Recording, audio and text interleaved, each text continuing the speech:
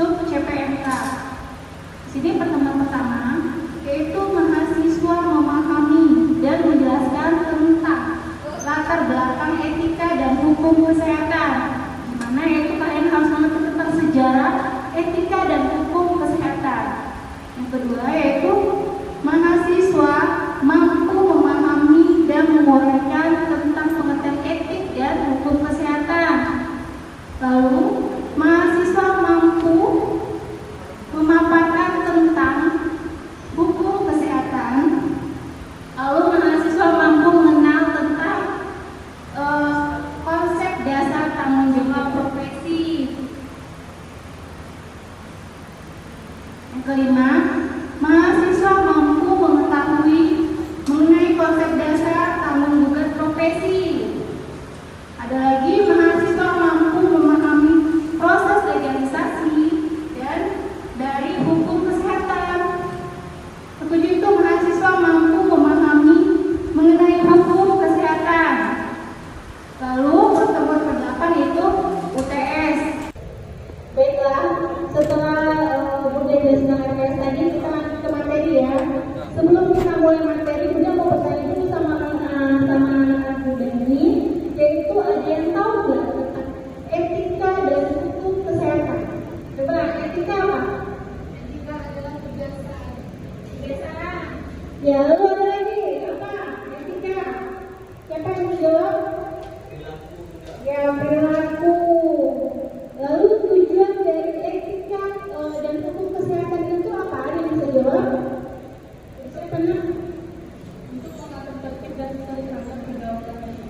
Ya, bagus sekali. Ya, di sini adalah etika.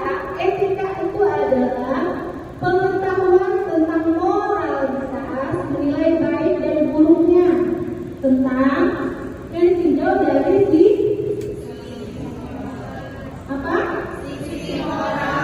sisi moral. Lalu etika dapat mengandung norma kesusilaan dan sikap dan perilaku. Nah, betul. Berarti aku sudah memahami tentang istilah etika.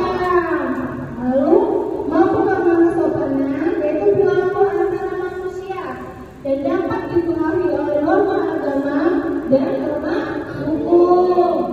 Lalu ada lagi etika kedokteran. Kita tuh macam profesi ya. Apa ya profesi kesehatan?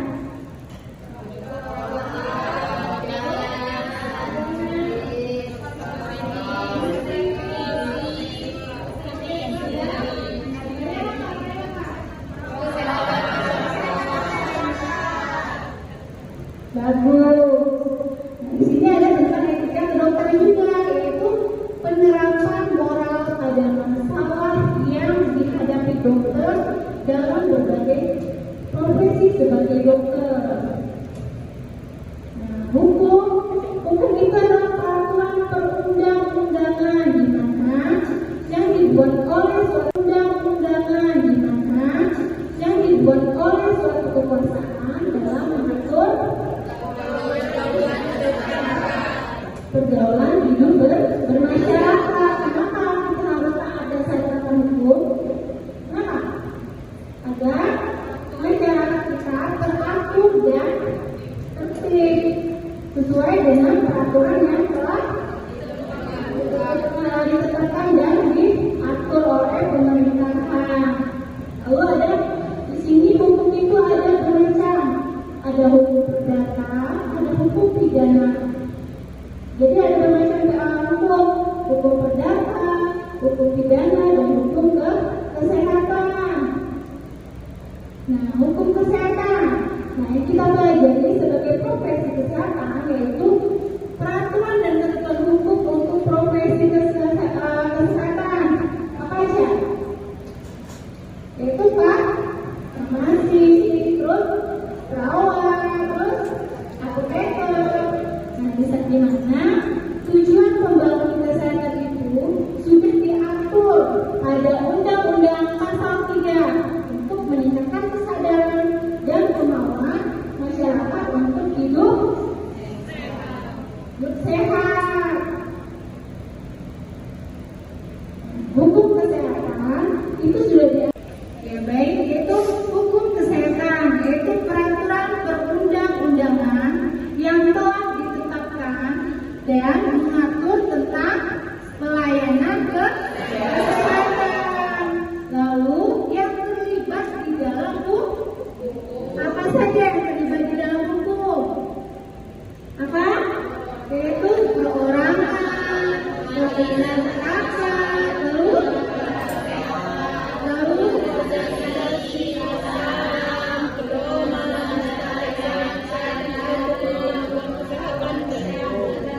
bagus sekali. Nah, etika kesehatan masyarakat, kalian sebagai profesi kesehatan masyarakat itu punya etika profesi. Jadi setiap profesi itu pasti punya etika. Di sini yaitu etika dalam kesehatan masyarakat adalah suatu tatanan moral di mana berdasarkan sistem nilai yang secara universal dalam eksistensi mencegah perkembangan resiko pada individu. Pokoknya setiap profesi itu punya kode etik, baik itu perawatan, baik itu kesehatan masyarakat dan kedokteran. Nah, ada beda antara hukum dengan etik. Apa bedanya? Coba, apa beda antara hukum dan etik? Ada yang tahu? Apa? Ya. Siapa namanya?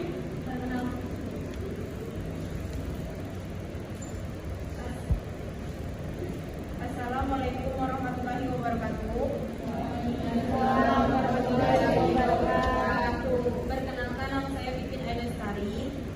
Perbedaan etik dan hukum. Etik berlaku untuk profesi, disusun berdasarkan kesepakatan anggota profesi. Etik bisa tertulis dan tidak tertulis. Sanksi etik berupa tuntunan. Sedangkan hukum berlaku untuk umum, disusun oleh badan pemerintah yang berkuasa. Hukum tersusun rinci dalam undang-undang dan lembaran negara. Sanksi hukum berupa tuntunan. Terima kasih. Terima kasih ya, Nia. Ya, baik sekali ya. Jawaban dari siapa kan? Ya, dari Pipin. Di sini beda dari etika dan hukum, yaitu bedanya berlaku untuk profesi kalau etika. Lalu kalau disusun berdasarkan kesepakatan anggota profesi, kalau etika profesi. Lalu etika bisa tertulis dan tidak tertulis. Dan sanksi etika berupa tuntunan. Sedangkan hukum yaitu berlaku untuk umum, siapapun tanpa tebang pilih, ya. Nah, lalu disusun oleh badan pemerintah yang berkuasa, di mana yang mengatur tentang undang-undang. Lalu ada hukum tersusun rinci dalam undang-undang dan lembaga negara. Bedanya lagi, sanksi hukum berupa tentang tuntutan. Ada pertanyaan sampai di sini? Ya, silakan. Apa sih pun bedanya tuntutan dan tuntunan? Ya. Bagus sekali pertanyaannya. Kalau tuntunan itu apabila seseorang melakukan pelanggaran tentang kode etik, biasanya tugas profesi itu membimbing. Tuntunan itu sebagai bimbingan, misalnya apa ini bekerja di kesalahan nanti akan ada bimbingan dari atasan atau dari organisasi. Misalnya kalau Penny perawat, Penny mendapat bimbingan dari atasan atau dari organisasi Penny. Sedangkan tuntutan itu bersifat penuntutan sudah pasti mutlak dari pemerintah yang telah ditetapkan dalam undang-undang. Sampai di sini paham? Nah, ada lagi pelanggaran etik. Diselesaikan kalau pelanggaran etik, dia diselesaikan oleh profesi. Penyelesaiannya pelanggaran etik tidak selalu disertai bukti fisik. Kalau hukum, dia wajib disertai dengan bukti fisik dan juga pelanggaran hukum diselesaikan oleh aparat hukum. Karena hukum kesehatan akan memberi wawasan tentang ketentuan-ketentuan hukum yang mana berhubungan dengan pelayanan kesehatan. Apa sih kesulitan saat ini? Biasanya itu etika mempunyai sanksi, moral dan profesi mempunyai sanksi disiplin profesi dan sanksi para ahli. Ini prinsip benefits, yaitu prinsip moral yang mengutamakan tindakan yang ditujukan kepada kebaikan pasien. Ada yang tahu apa itu? Yaitu di sini ditekankan dalam tindakan atau perbuatan yang mempunyai sisi baik terhadap pasien. Secara umum, tindakan dapat dilakukan berlaku semua pasien normal, artinya tidak mempunyai apa? Mempunyai apa? Melakukan tindakan normal yang tidak membahayakan pasien.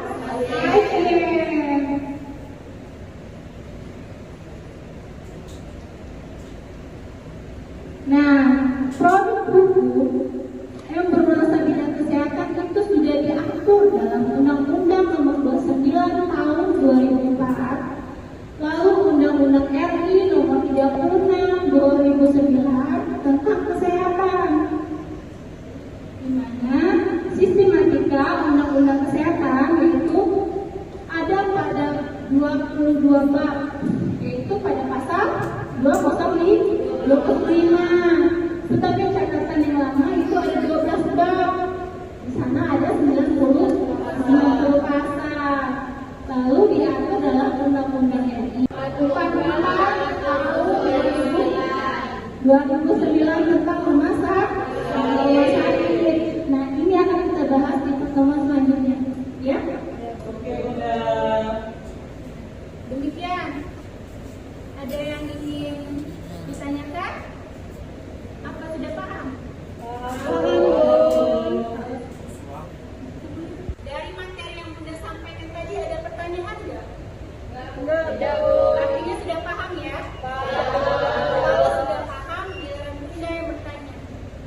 Sekarang Bunda mau tanya, apa sih hukum kesehatan? Siapa yang bisa jawab? Silakan. Siapa namanya? Perkenalkan, nama saya Nurul. Di sini saya akan menunjuk pertanyaan dari Bunda. Hukum kesehatan adalah rangkaian peraturan perundang-undangan dalam bidang kesehatan yang mengatur pelayanan medik dan sarana medik. Nah, betul sekali. Memahami ya apa yang kita sampaikan berarti ya. Lalu Bunda ingin bertanya lagi, apa sih yang dimaksud dengan etika profesi? Ada yang bisa jawab? Etika profesi? Ya, Bun. Coba, siapa namanya, Nak?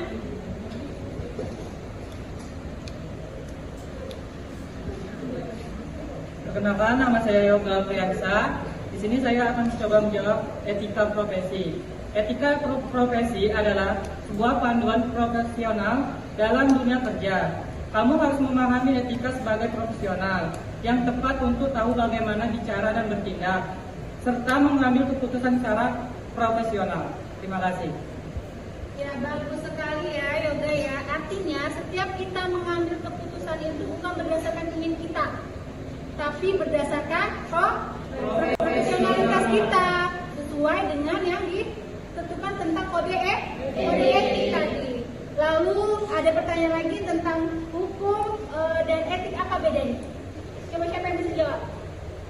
Ya, siapa lagi? Perkenalkan, nama saya Pipin Elestari. Saya akan menjawab pertanyaan dari Bunda. Apa perbedaan etik dan hukum? Etik berlaku untuk profesi, disusun berdasarkan kesepakatan anggota profesi. Etik bisa tertulis dan tidak tertulis. Sanksi etik berupa tuntunan. Sedangkan hukum berlaku untuk umum, disusun oleh badan pemerintah yang berkuasa. Hukum tersusun rinci dalam undang-undang dan lembaran negara. Sanksi hukum berupa tuntutan.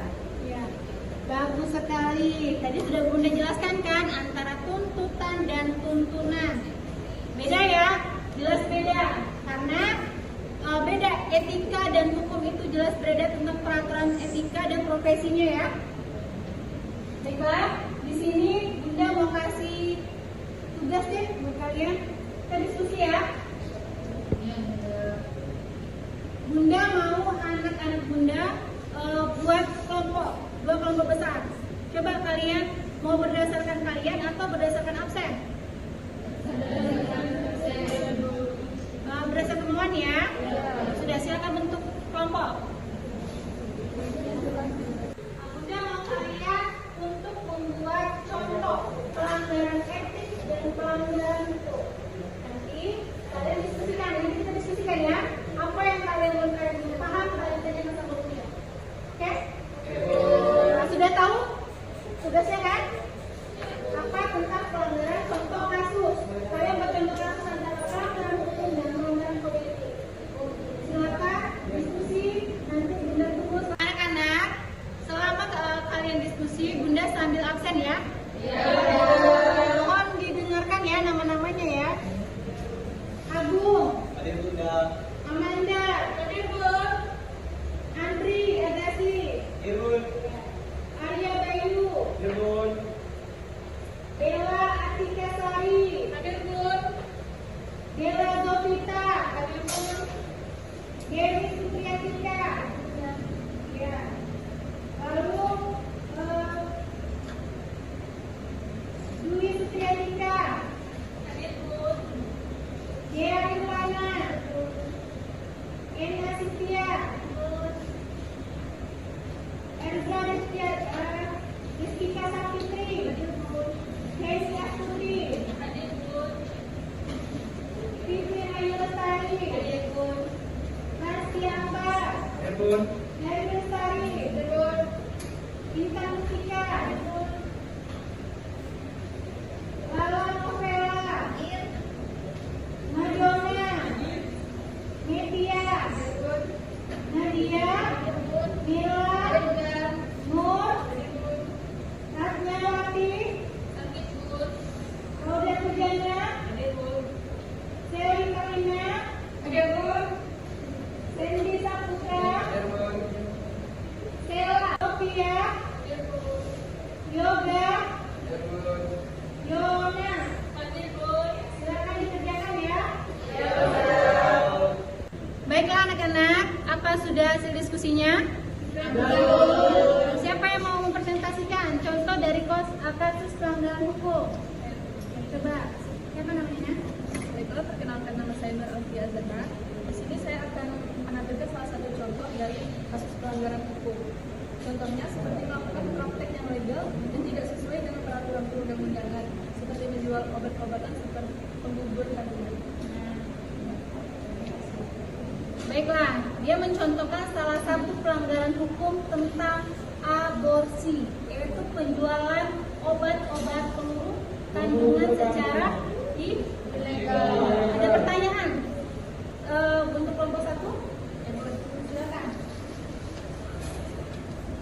Baiklah, saya mewakili rekan saya ingin bertanya kepada kelompok 1. Kenapa pengguguran kandungan termasuk dalam pelanggaran hukum? Terima kasih. Gimana? Udah dapat jawaban kenapa sih pelanggaran aborsi itu termasuk dalam pelanggaran hukum? Kenalkan, saya adalah Zofita. Saya dari kelompok 1. Di sini saya akan mengatakan jawaban yang telah ditanyakan oleh kelompok 2. Mengapa pengguguran kandungan termasuk dalam pelanggaran hukum kesehatan?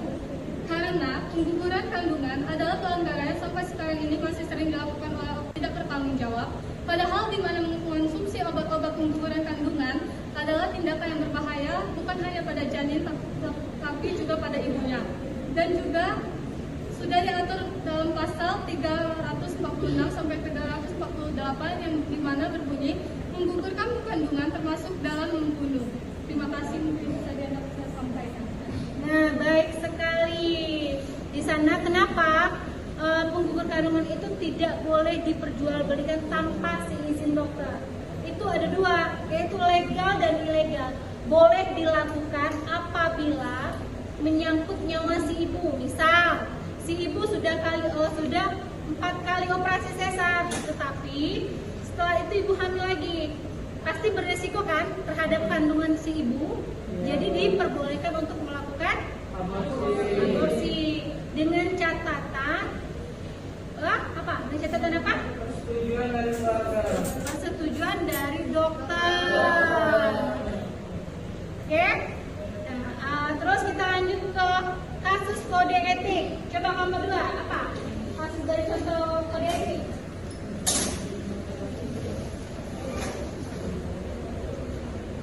Baiklah, di sini contoh dari kasus pelanggaran kode etik keperawatan. Di sini kami ambil salah satu contohnya, adanya rasa dari kasus pelanggaran kode etik keperawatan. Di sini kami ambil salah satu contohnya, adanya rasa ketidakadilan dalam pelayanan keperawatan. Misalnya ada keluarga perawat itu sendiri yang masuk rumah sakit, kemudian perawat melakukan ketidakadilan dengan mendahulukan melayani keluarganya ketimbang yang duluan antri. Kan itu merupakan faktor dari rasa ketidakadilan dalam pelayanan keperawatan, merupakan salah satu pelanggaran dari kode etik keperawatan. Terima kasih. Nah, betul sekali. Dari contoh kasus di kelompok 2 ada yang mau ditanyakan? Coba silakan. Siapa namanya? Baiklah, nama saya Sarah Tapiasari. Pertanyaannya, bagaimana dampaknya ketidakadilan dalam memberikan pelayanan kesehatan? Tentang dampak dari kode etik tadi. Apa? Boleh? Dampaknya berpengaruh kepada keluarga pasien dan akan menimbulkan kecemburuan sosial. Dan sedangkan dalam kode etik itu kita tidak boleh membeda-bedakan suku, ras, dan juga harta benda. Jadi harus bisa meratakan. Ya, benar sekali. Nah, dari penjelasan siapa tadi nak? Yona. Penjelasan Yona dapat disimpulkan bahwa kita tenaga kesehatan tidak boleh status sosial, ekonomi, lalu suku atau maupun keluarga kita sendiri. Karena apa? Seandainya keluarga pasien ini jadi gawat darurat, sedangkan keluarga kita yaitu tidak sedang dalam keadaan demam biasa, sedangkan ini demam tinggi dengan komplikasi, jadi bisa membahayakan kan? Jadi kita sebagai tenaga profesional kita mampu untuk apa? Untuk melakukan profesional dalam pekerjaan kita, maupun itu saudara, keluarga dekat, kita harus mendahulukan yang lebih darurat. Sampai di sini paham?